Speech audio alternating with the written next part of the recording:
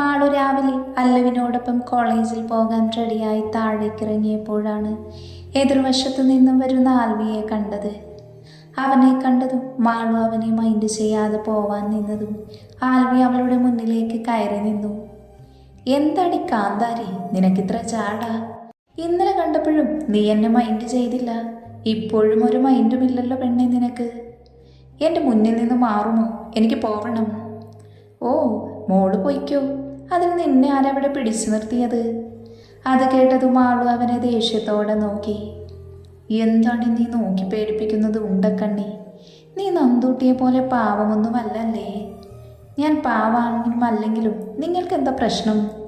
മാളു അവനെ നോക്കി ചോദിച്ചു. എനിക്ക് പിന്നെ പ്രശ്നം ഉണ്ടാവില്ലേ? നിങ്ങൾക്കെന്ത് പ്രശ്നം ഉണ്ടാവാനാ? ഞാൻ നിങ്ങളുടെ കാമുകയൊന്നും അല്ലല്ലോ. മാളു ദേഷ്യത്തിൽ തന്നെ ചോദിച്ചു. ഇതുവരെ അല്ലായിരുന്നു, പക്ഷേ ഇന്നലെ നിന്നെ കണ്ടത് മുതൽ നീ എൻ്റെ കാമുകയാണ്. വേണമെങ്കിൽ ഇപ്പോൾ ഭാര്യ പോസ്റ്റിലേക്ക് മാറ്റാം, വേണോ? ഓ വേണ്ടായേ, എന്നെ വെറുതെ വിട്ടാൽ മതി, ഞാൻ പോട്ടെ. അതും പറഞ്ഞ് മാളു അവനിൽ നിന്ന് പോവാൻ നിന്നതും ആൽവി അവളുടെ കൈ പിടിച്ച് അവനിലേക്ക് ചേർത്തു നിർത്തി. മാളു, എനിക്ക് നിന്നോട് കുറച്ച് സംസാരിക്കണം. നിന്നെ ഒരുപാട് ഇഷ്ടമാണ് പെണ്ണേ. I love you. നീ ആലോചിച്ചിട്ട് പറഞ്ഞാൽ മതി. അത് കേട്ടതും മാളു അവനെ തന്നെ ഉറ്റുനോക്കി മറുപടിയൊന്നും പറഞ്ഞില്ല. മാളു ആലോചിച്ച് നിൽക്കുന്നത് കണ്ട് ആൽവി അവളെ തട്ടി വിളിച്ചു. ഡോ. പെട്ടെന്നാണ് ആൽവി അവളെ തട്ടി വിളിച്ചത്. ഞാൻ പറഞ്ഞത് വല്ലതും കേട്ടോ നീ? ആൽവിയുടെ സൗണ്ട് കേട്ട് പെട്ടെന്ന് ഞെട്ടിക്കൊണ്ട് മാളു അവനിൽ നിന്ന് നോട്ടം മാറ്റി. തന്നെ ഒഴിഞ്ഞു നോക്കി നിൽക്കുവായിരുന്നു ആൽവി. എന്താടി, ഇപ്പോഴേ സ്വപ്നലോകത്താണല്ലോ. നീ എന്നിൽ വീണോ? എന്തായാലും നീ ഒന്ന് ആലോചിച്ചിട്ട് പറഞ്ഞാൽ മതി, പെട്ടെന്ന് പറയണ്ട. അതും പറഞ്ഞ് ആൽവി അവളെ മറികടന്നു പോയി. മാളു ഒരു നിമിഷം ഒന്ന് ആലോചിച്ചു. പിന്നെ ചെറുപുഞ്ചിരിയോട് അല്ലുവിൻ്റെ അരികിലേക്ക് പോയി. പിന്നെ അവർ ബ്രേക്ക്ഫാസ്റ്റ് കഴിച്ച് ആൽവിയും അല്ലുവും മാളുവും നേരെ കുരിശിങ്കലേക്ക് പോയി. ആൽവിയാണ് ഇന്നവരെ കോളേജിലേക്ക് കൊണ്ടുവിടുന്നത്. ഡാനിയുടെ റൂമിൽ നിന്നൊരു ഫയൽ എടുക്കാനുണ്ടായിരുന്നു. അതെടുക്കാനാണ് അവർ അങ്ങോട്ട് പോയത്. ചെന്ന് കയറിയതും ഹാളിൽ തന്നെ ജോർജും സാറയുമുണ്ട്. മോനെ. ജോർജ് അവരെ കണ്ട് പുഞ്ചിരിയോടെ വിളിച്ചു. ആ, എനിക്കൊരു ഫയൽ എടുക്കണമായിരുന്നു. ആണോ? എന്നാ മോന് പോയി എടുത്തോ. അപ്പോഴാണ് അല്ലുവും ആളുവും അങ്ങോട്ട് കയറി വന്നത്. ആ മോള് വന്നോ? ഇന്നലെ വന്നിട്ട് കണ്ടില്ല. അതിന് മനോഹരമായൊരു പുഞ്ചിരിയാണ് മാളു നൽകിയത്. ജോർജ് അവളോട് ഓരോന്ന് ചോദിക്കുന്നുണ്ട് എങ്കിലും സാറൊന്നും മിണ്ടാതിരിക്കുവാണ്. അത് മാളു ശ്രദ്ധിച്ചിരുന്നു. എന്ന മോള് ഇവിടെ ഇരിക്ക്, എനിക്കൊരു കോള് വരുന്നു. അതും പറഞ്ഞ് ജോർജ് എണീറ്റു പോയി. അപ്പോഴേക്കും അവർക്ക് ഓരോ കപ്പ് കോഫിയുമായി രാധമ്മ വന്നിരുന്നു. ആൻറ്റി, ഇതാരൊക്കെയാ? ഇന്ന് രാവിലെ തന്നെ നമുക്ക് ഗസ്റ്റ് ഉണ്ടല്ലോ. ജോയൽ അങ്ങോട്ടേക്ക് ഇറങ്ങി വന്ന് സാറയോട് പറഞ്ഞു. ഇത് മോനെ, ആ ശ്രീനന്ദയുടെ അനിയത്തിയാണ്. സാറ കുറച്ച് പതിയെ പറഞ്ഞു. ചേച്ചിയെ പോലെ തന്നെ കൊച്ചു സുന്ദരിയാണല്ലേ ഇവളും. ജോയൽ മാളുവിനെ അടിമുടി ഒഴിഞ്ഞു നോക്കിക്കൊണ്ട് അവളുടെ അടുത്തേക്ക് പോയി. ഹായ്, ഞാൻ ജോയൽ, ഡാനിയുടെ അളിയനാണ്. അത് പറഞ്ഞ് ജോയൽ മാളുവിന് നേരെ കൈ നീട്ടി. അത് കണ്ട് മാളു ഒരു നിമിഷം അവനെ നോക്കി, പിന്നെ അല്ലുവിനെയും. അവൾ കണ്ണടച്ചു കൊടുത്തതും മാളു കൈ കൊടുക്കുന്നില്ല എന്ന് കണ്ടതും ജോയൽ ദേഷ്യത്തോടെ കൈമാറ്റി കൈകെട്ടി അവളുടെ അടുത്തേക്ക് നിന്നുകൊണ്ട് പറഞ്ഞു. നിന്റെ ചേച്ചിയെ മാത്രമായിരുന്നു എൻ്റെ മനസ്സിലുണ്ടായിരുന്നത്, പക്ഷേ ഈ നിമിഷം മുതൽ നീയുമുണ്ടെൻ്റെ മനസ്സിൽ. ഞാൻ അവളോട് പറഞ്ഞതാണ് എനിക്കൊപ്പം നിൽക്കാൻ, പക്ഷെ അവൾ നിൽക്കണ്ടേ? ഇനി അവൾ നിന്നില്ലെങ്കിലും എൻ്റെ വഴിക്ക് അവളെ കൊണ്ടുവരാൻ എനിക്കറിയാം. ഒരുപാട് നാൾ നിന്റെ ചേച്ചി ഇവിടെ അവൻ്റെ ഭാര്യയായി ഉണ്ടാവില്ല. ഇത് ഈ ജോയലിൻ്റെ വാക്കാണ്. മാളു എന്തോ പറയാനായി തുടങ്ങിയതും ആൽവി അങ്ങോട്ട് വന്നതും ഒരുമിച്ചായിരുന്നു. എന്താ നിങ്ങൾ രണ്ടും ഇവനോട് സംസാരിച്ച് നിൽക്കുന്നത്? നമുക്ക് പോവാം. ആൽവി അല്പം ദേഷ്യത്തോടെ തന്നെ അവരെ നോക്കി ചോദിച്ചു. മാളു പേടിയോടെ അവനെ ഒന്ന് നോക്കിയിട്ട് വേഗം അവിടെ നിന്നും അല്ലുവിനെയും കൊണ്ട് ഹാളിലേക്ക് മാറി നിന്നു. മാളുവും അല്ലുവും പോയതും ആൽവി ജോയിന് നേരെ തിരിഞ്ഞു.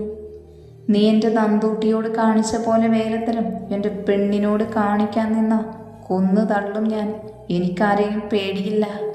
ഞാൻ പറഞ്ഞതുപോലെ ചെയ്യും, ഓർത്തോ നീ. അല്ലെങ്കിലും നിന്റെ പെണ്ണിനോട് എനിക്ക് താല്പര്യമില്ല, പക്ഷേ തോന്നിയ അവളെൻ്റെ ബെഡ്റൂമിൽ എത്തിക്കാൻ എനിക്ക് ഒരുത്തൻ്റെയും ഭീഷണിയും എനിക്ക് പേടിയില്ല. എന്തായാലും അവളെ വിട്ട് കളയില്ല. എനിക്ക് വേണ്ടത് അവളെയാണ്, എൻ്റെ ശ്രീനന്ദയെ. വിട്ടുകൊടുക്കില്ല ഞാൻ അവളെ. അഥവാ എനിക്ക് മുന്നേ അവളെ ആ ഡാനി സ്വന്തമാക്കിയിട്ടുണ്ടെങ്കിൽ പിന്നെ അവളുടെ ജീവിതം നരകമായി തീരും. പിന്നെ അവളെ ഞാൻ മാത്രമായിരിക്കില്ല പിച്ച് ചീന്തുന്നത്. ജോയൽ ക്രൂരമായ ചിരിയോടെ പറഞ്ഞു. ആൽവി കൈമുഷ്ടി ചുരുട്ടി പിടിച്ച ആ നിമിഷം അവൻ്റെ കണ്ണുകൾ ദേഷ്യത്താൽ ചുവന്ന് കലങ്ങിയിരുന്നു. അവൻ സ്വയം നിയന്ത്രിച്ചുകൊണ്ട് ജോയലിനെ നോക്കി പറഞ്ഞു, നിനക്കും ഒരു പെങ്ങൾ ഉള്ളതല്ലേട പൊന്ന നോയിൻ്റെ മോനെ. അവൾ ആർക്കു വേണമെങ്കിലും പാൽ വിരിക്കാൻ തയ്യാറാണ് എന്ന് കരുതി കാണുന്ന എല്ലാ പെണ്ണുങ്ങളെയും നീ അവളുടെ കൂട്ടത്തിൽ പെടുത്തരുത്. എൻ്റെ നന്ദൂട്ടിക്കോ അല്ലെങ്കിൽ മറ്റാർക്കെങ്കിലും എന്തെങ്കിലും സംഭവിച്ച പച്ചയ്ക്ക് കൊളുത്ത് നിന്നെ ഞാൻ. നിനക്കിതുവരെ ശരിക്കറിയില്ല. നിനക്കും നിന്റെ മറ്റവനും നിന്റെ അനിയത്തിക്കുമുള്ള പൂട്ട്, അതും നല്ല മണിച്ചത്രതായിട്ട പൂട്ടും കൊണ്ടേ ഇനി ആൽവി നിന്റെ മുന്നിൽ വരൂ.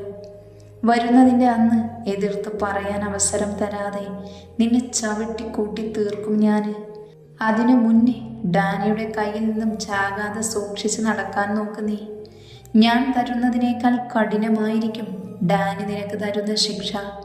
അതുകൊണ്ട് നന്ദൂട്ടിയിൽ നിന്നും അകന്നു മാറി നിന്ന നിന്റെ ആരോഗ്യത്തിനും ഭാവി ജീവിതത്തിനും നല്ലതായിരിക്കും. ഇല്ലെങ്കിൽ നിനക്ക് നിന്റെ ഭാവിയെക്കുറിച്ച് ചിന്തിക്കാനുള്ള അവസരം പോലും തരാതെ അങ്ങേരെ ഒടിച്ചു മടക്കി കുപ്പിയിലാക്കും നിന്നെ. നിനക്കറിയില്ല അവനെ. ആൽവി ഒരു താക്കീതോടെ പറഞ്ഞുകൊണ്ട് ജോയലിൻ്റെ മറുപടിക്ക് കാത്തു നിൽക്കാതെ താഴേക്ക് പോയി. ഡൈനിങ് ഹാളിൽ ചെന്നപ്പോൾ അവരെല്ലാവരും ബ്രേക്ക്ഫാസ്റ്റ് കഴിക്കാൻ നിൽക്കുവാണ്. വാ ആൽവി, കഴിച്ചിട്ട് പോവാം. എവിടെ അല്ലുവും ആളുവും? ജോർജ് ആൽവിനോട് ചോദിച്ച് കഴിക്കാനായിരുന്നു. അവരമ്മച്ചിയെ കാണാൻ പോയതായിരിക്കും. ജോർജിൻ്റെ വാക്കുകൾ ധിക്കരിക്കേണ്ട എന്ന് കരുതി ആൽവി ഇരുന്നു കൊണ്ട് പറഞ്ഞു. അപ്പോഴാണ് അമ്മച്ചിയെ കണ്ട് അല്ലുവും മാളുവും അങ്ങോട്ട് വന്നത്. മാളുവിനെ കണ്ട് സാറ അവളെ നോക്കി ഒന്ന് പുച്ഛിച്ചു നേരെ ജോർജിൻ്റെ അടുത്തിരുന്നു. ഇരിക്കു മക്കളെ, അവരെ രണ്ടുപേരെയും നോക്കി ജോർജ് പറഞ്ഞു. മാളൊന്നും മിണ്ടാതെ നിൽക്കുന്നത് കണ്ട് അല്ലു അവളുടെ കയ്യിൽ പിടിച്ച് കസേരയിലിരുത്തി. അപ്പോഴേക്കും ജെനിയും ജോയലും ജോണും വന്നിരുന്നു. ജെനി മാളുവിനെ നോക്കി പുച്ഛിച്ചുകൊണ്ട് കഴിച്ചുകൊണ്ടിരുന്നു. ജോണും ജോയലും മാളുവിനെ നോക്കി വെള്ളമിറക്കി. അവരുടെ നോട്ടം മാളുവിന് അരോചകമായി തോന്നി. അത് മനസ്സിലാക്കി ആൽവി പെട്ടെന്ന് കഴിച്ചെണീറ്റു. അവൻ്റെ കൂടെ തന്നെ മാളുവും അല്ലുവും എണീറ്റു. എല്ലാവരോടും യാത്ര പറഞ്ഞിറങ്ങി. കാറിൻ്റെ മുൻസീറ്റിലാണ് മാളുവിനെ അല്ലു ഇരുത്തിയത്. അവൾ കുറെ എതിർത്തു എങ്കിലും അല്ലു അവളെ തന്നെ പിടിച്ചിരുത്തി. ആ സമയം ആൽവിയുടെ ചുണ്ടിൽ നിറഞ്ഞ പുഞ്ചിരി ഉണ്ടായിരുന്നു. അങ്ങനെ അവർ 3 പേരും കോളേജിലേക്ക് തിരിച്ചു. അവരെ കോളേജിലാക്കി ആൽവി നേരെ ഓഫീസിലേക്ക് പോയി. ഓഫീസിലെത്തിയ ആൽവി കാണുന്നത് എല്ലാവരോടും കയർത്ത് സംസാരിക്കുന്ന ജെനിയെ ആയിരുന്നു. അത് കണ്ടവൻ ദേഷ്യത്തോടെ അവളുടെ അടുത്തേക്ക് പോയി. എന്താ ഇവിടെ? അവൻ ജെനിയെ നോക്കി ഗൗരവത്തോടെ ചോദിച്ചു. അത് ചോദിക്കാൻ നീ ആരാ? ഈ ഓഫീസ് നിന്റെ ഒന്നുമല്ലല്ലോ.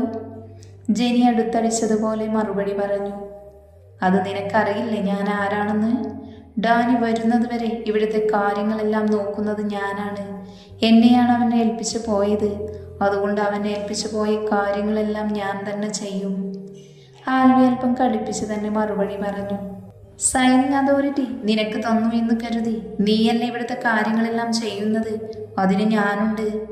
അവൻ്റെ ഭാവി ഭാര്യ, ഇപ്പോൾ അവൻ്റെ ഭാര്യയാണെന്ന് പറഞ്ഞ് ടാഗും തൂക്കി നടക്കുന്ന അവളെ അവൻ ചവിട്ടി പുറത്താക്കുന്ന ദിവസം വരെ മാത്രമേ നിനക്കൊക്കെ ഇങ്ങനെ ഇവിടെ കയറി നിറങ്ങാൻ സാധിക്കൂ. അവനെ ഞാൻ സ്വന്തമാക്കുന്നതിൻ്റെ അന്ന് തീരും നിന്റെയൊക്കെ ഈ നെഗളിപ്പ്. ഇല്ലെങ്കിൽ തീർക്കും ഈ ജെനി. നീ കാത്തിരുന്നു. അതിനെന്താ വേണ്ടെന്ന് എനിക്ക് നന്നായിട്ടറിയാം. ജെനി പുച്ഛത്തോടെ അവനെ നോക്കി പറഞ്ഞതും ആൽവിക്ക് വല്ലാത്ത അരിശം തോന്നി. എൻ്റെ നന്ദു ഇല്ലെങ്കിൽ പോലും ഒരിക്കലും ഡാനിയുടെ ജീവിതത്തിൽ നിനക്കൊരു സ്ഥാനമുണ്ടാവില്ല. നിന്നെപ്പോലെ ഒരുത്തിയെ സഹിക്കേണ്ട ഗതികേടൊന്നും എൻ്റെ ഡാനിക്കില്ല. തൽക്കാലം എനിക്ക് ജോലിയുണ്ട്. ഇവിടെ കിടന്ന് അധികം ഷോ കാണിക്കാതെ നിന്റെ ജോലി മാത്രം ചെയ്യുന്നതായിരിക്കും നിനക്ക് നല്ലത്.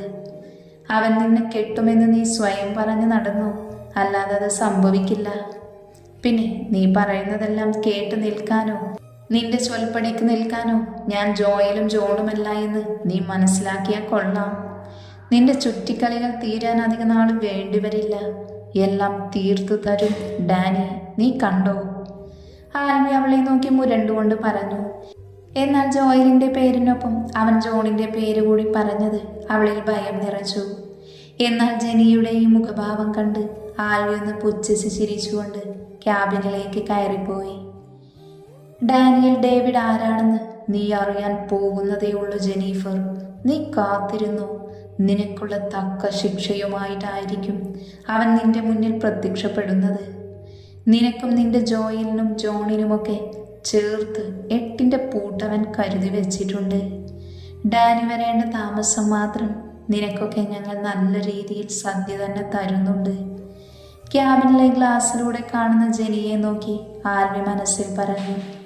ജെനിക്കാണെങ്കിൽ എന്തുകൊണ്ടാണ് അവൻ ജോണിനെ ഉൾപ്പെടുത്തിയത് എന്നുള്ള ആശങ്കയായിരുന്നു. ഇനി താനും ജോണുമായുള്ള ബന്ധം അവനറിയാമോ എന്ന് അവൾക്കുള്ളിൽ ഭയം തോന്നി. എന്തൊക്കെയോ തങ്ങൾക്കെതിരെ അവർ പദ്ധതി ഒരുക്കുന്നുണ്ട് എന്ന് ജെനിക്ക് ഉറപ്പായിരുന്നു. അവർ എന്തെങ്കിലും ചെയ്യുന്നതിന് മുന്നേ തങ്ങളുടെ ഒന്നാമത്തെ അടി ഡാനിക്ക് കിട്ടിയിരിക്കണമെന്നുള്ള വാശിയിലായിരുന്നു ജെനിയുടെ മനസ്സിൽ അപ്പം നിറഞ്ഞു നിന്നത്. എന്നാൽ ഇതുപോലെ തിരിച്ചും ഡാനിയുടെയും സാമിൻ്റെയും ആൽവിയുടെയും മനസ്സിലുള്ളത് അവൾ ആ നിമിഷം അറിഞ്ഞിരുന്നില്ല.